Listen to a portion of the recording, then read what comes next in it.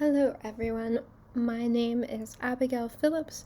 I'm a current junior at Hollins University, which is located in Roanoke, Virginia, in the US. This year, during my junior year, I was able to study abroad, thankfully due to the Benjamin A. Gilman International Scholarship and the Freeman Asia Scholarship. This video is part of my follow-on service project that can give you information about both of these scholarships. It's things that I wanted to know or needed help with when I was applying. My school is really small. We have about 700 undergraduate students, so there isn't a lot of information out there on either of these scholarships. If you go to a larger school, they often have Gilman workshops and a decent amount of students who have received the Gilman that you can contact for advice, which I didn't really have the resources for.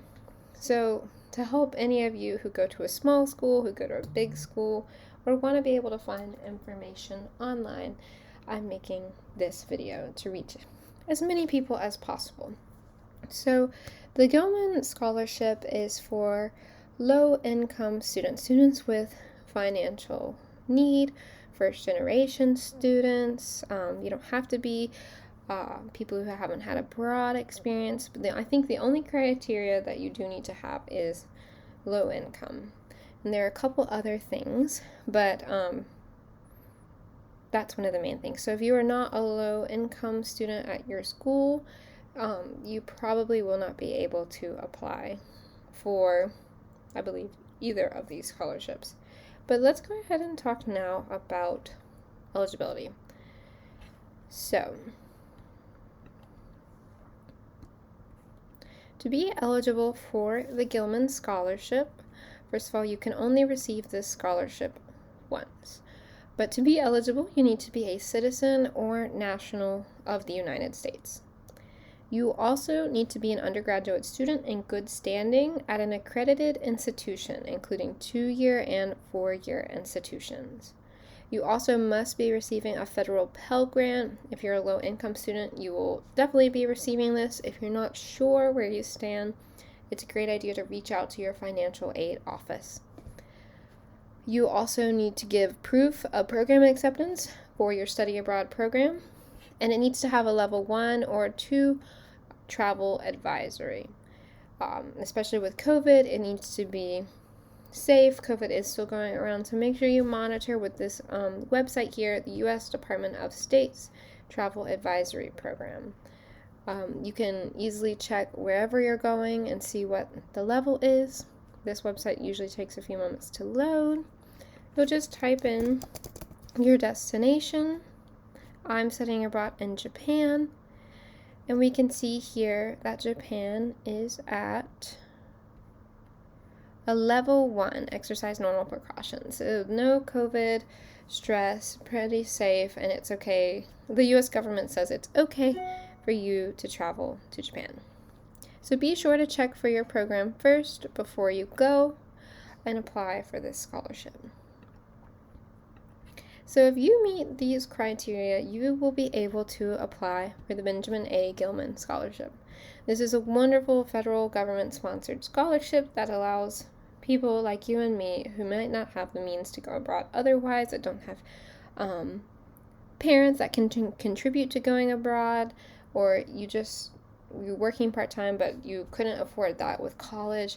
It's so expensive, so this is to help you. You can receive a maximum of $8,000 if you're going for a year, and it's a bit less than that if you're just going for a semester.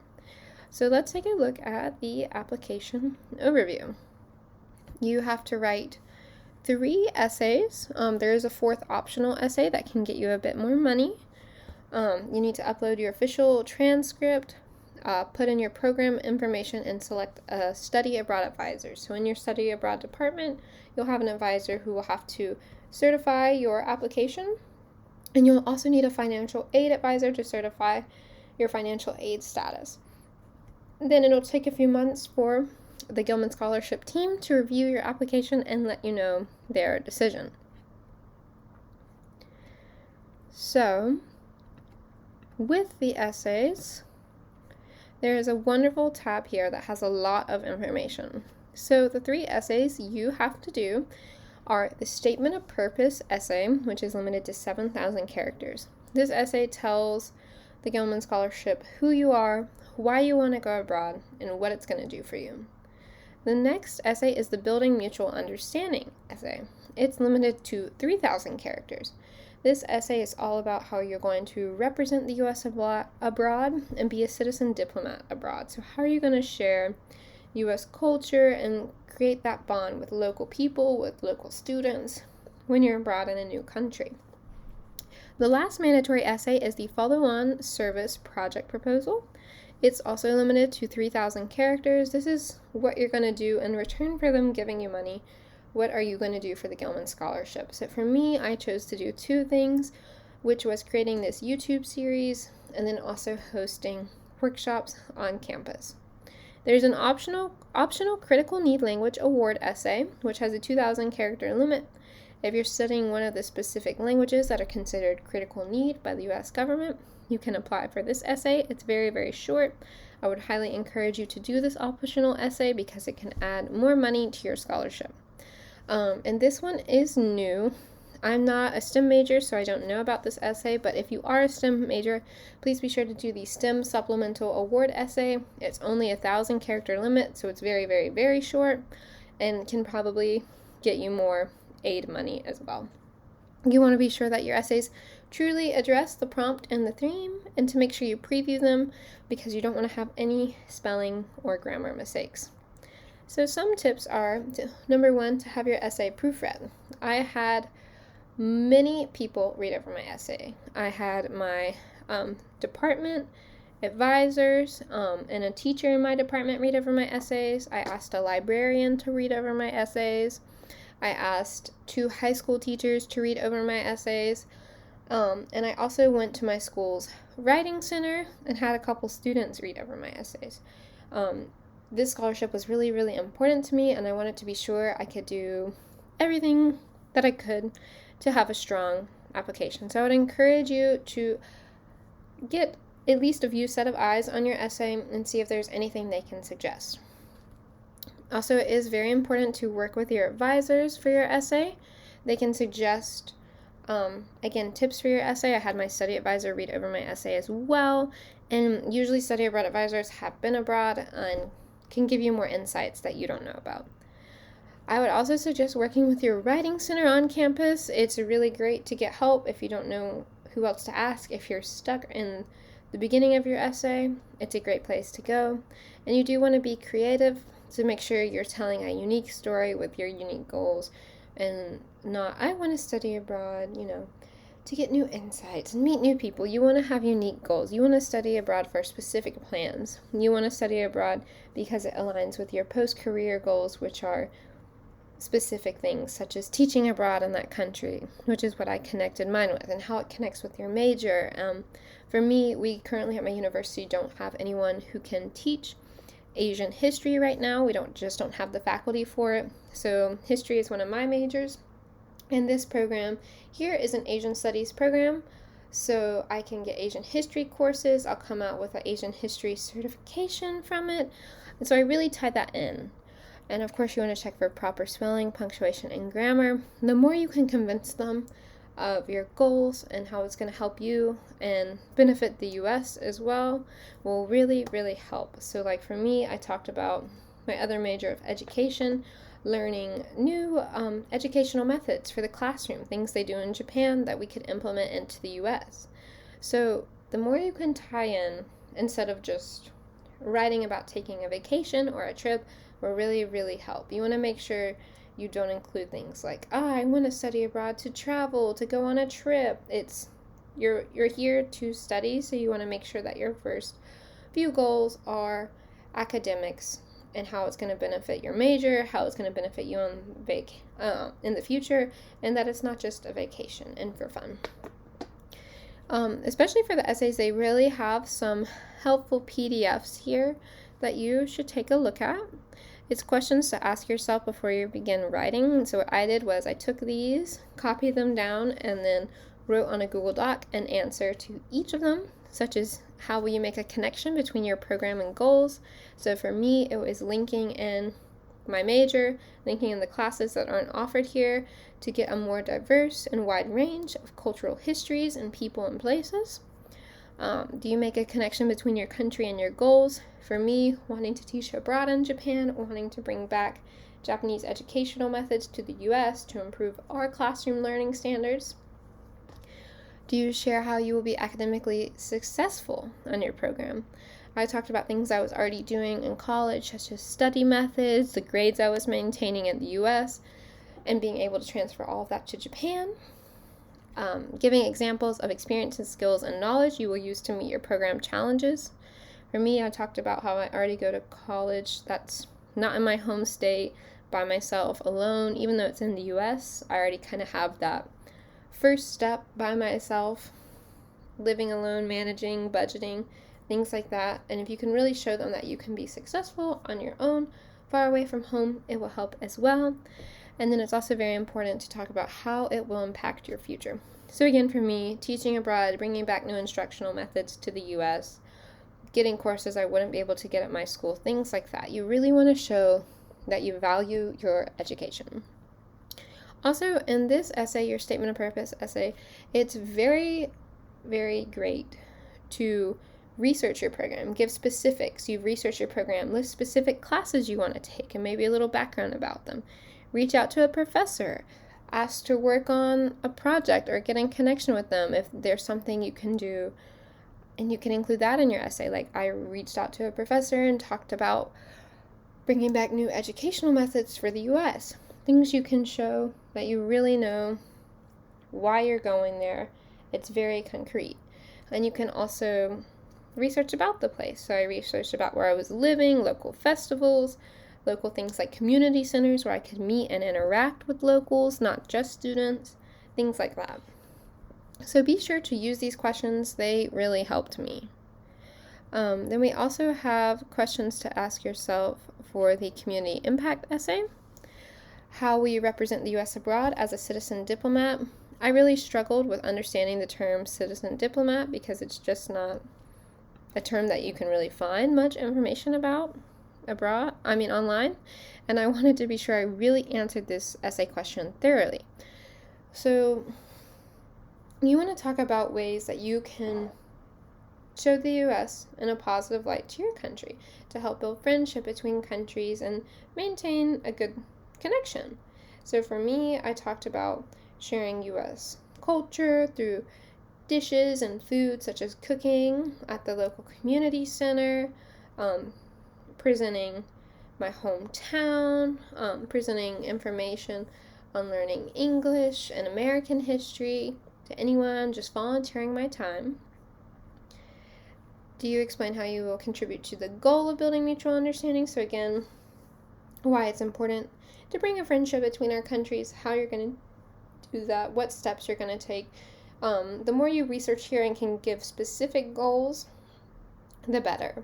If you're very vague, I don't think it will go as well. So look up specific places. Where is your local community center? Where can you interact with people? You want to present the culture, but in what ways will you do it? What steps are you going to take? If you made a concrete plan that you were going to do, even if you're not able to do it, but if you're able to make a plan that you could use with all the necessary steps, it will really help and show you've well researched and you're going to try your best. You also want to discuss how you'll be culturally engaged while you're abroad and build meaningful relationships. So I heavily researched the area that I'm in, which is in Hirakata. So I was able to research different ceremonies that go on, different festivals, again with the community center, any way that I could to find out how to interact with people. There are lots of people who want to learn English here, who want to talk to foreigners. This town has a large population of foreigners because the university here, Kansai University, hosts so many foreign exchange students, so the town is used to having foreign students around. So because of that, it's easy to find avenues like that. But again, you really just need to research your program. And then for the last essay, you have your service project. It can be anything you want. It can be digital. It could be writing reflection essays. It can be monthly, weekly, daily, bi-monthly, whatever you want to do. And the main goal is to increase awareness of the Gilman Scholarship. So for people like you and me who maybe didn't know much about the Gilman Scholarship beforehand, being a resource to give back. They gave to you money to help you study abroad, and now you're giving back for them. So for me, I chose to make these videos and put the content online so I could reach more than just the 700 undergraduates at my school. I can reach all of you online who probably type in YouTube Gilman Scholarship or Gilman Scholarship Essays. You also want to make sure your project is feasible. You want to make sure it's something you can easily do, something you can implement. If you put you're going to write an online blog, also make YouTube videos, also host informational sessions over Zoom for your university, weekly or monthly, that might be a little too much. By the time you get to managing your classes, living in a completely opposite time zone, you become really busy. So just make sure that you have a good amount, but that you're not overstressing yourself. Because originally I was thinking of doing a video every 2 weeks, but then I thought it might be a lot. So for now, what I suggested I would do in my essay was doing it monthly. If I have time to make more, I will do, but this is going to be September's monthly video. Also, do you give a detailed plan for your project? So for me, I listed out specific steps. I talked about having the study abroad department at my school post my videos for students to watch on their website, how I was going to do it, when I was going to make videos, what the topic for each month's video was going to be about, and steps to implement that. Even going as far as my channel will be called Abigail in Japan. My first video will be about the Gilman Scholarship, and so on and so forth. Do you include your study abroad experience into your project? Yes, this is a major thing. So for me, in the beginning is first talking about the scholarship so you understand, and then it will be showing my time here and kind of what we do. So it is important to not only share the scholarships, but also share your journey, show that you're having fun, show what it's like to study abroad for people who have never been abroad before, like you and I. Want to study abroad, have no clue what it's like, and maybe taking away someone's fears of they're really nervous to go abroad, they don't have a lot of money, they don't think it's possible, but if it looks fun, you can balance your classes, it's hard, but you can do it, you might inspire someone else to go abroad.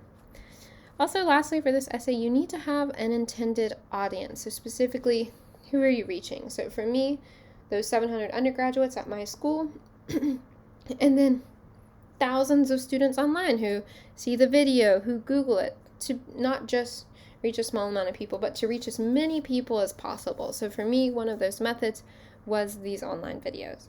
And then who will you collaborate with to reach this community? So for me, I talked about collaborating with our first generation and low income program on campus, the study abroad department, students at my school, and students across the U.S. online. So don't be afraid to do multiple things. Don't be afraid to do things that aren't just inclusive with your university. You can do things online, which can reach others. If you like writing, you can do a blog. You could do a monthly Zoom session with your old high school or middle school. Start talking to students early. You could present to them. It can be anything you want.